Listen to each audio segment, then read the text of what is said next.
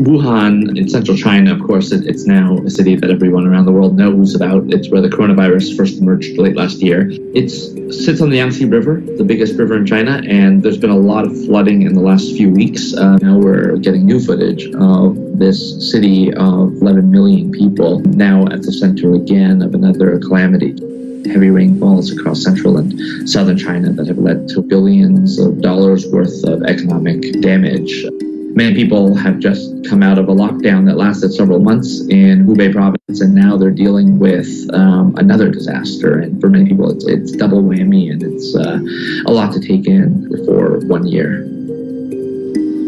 This is the typical rainy season, especially again in the southern and central parts of China.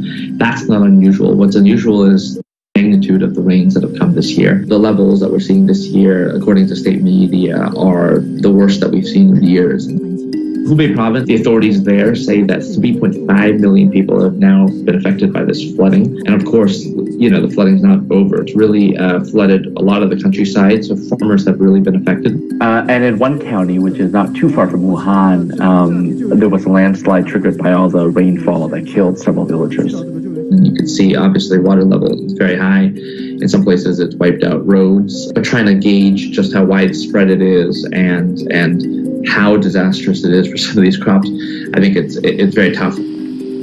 I think this would be a really big problem if they still had the pandemic potentially out of control, but they at least have tackled that largely before having to face this flooding question. According to the official figures, in terms of confirmed cases, they basically brought that down to near zero across the country in recent weeks.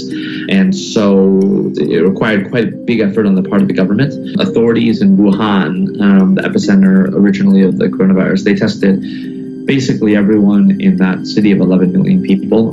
It was quite a feat. There is an abundance of caution here. I think they want to do everything that they can to try and eliminate it, to bring confidence back and to get business activity on a firm footing.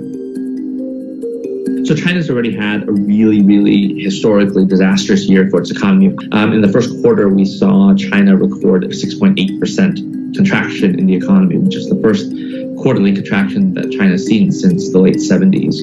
The IMF now expects China to be basically the only major economy in the world to record positive growth this year. And that projection requires China to basically have a pretty smooth rest of the year. When you throw in something like this flooding, which wasn't expected, we need to see how long it's going to last for and how much of an impact it's going to have on economic activity. In addition to the economic cost, there is a psychological cost to all of this happening in a year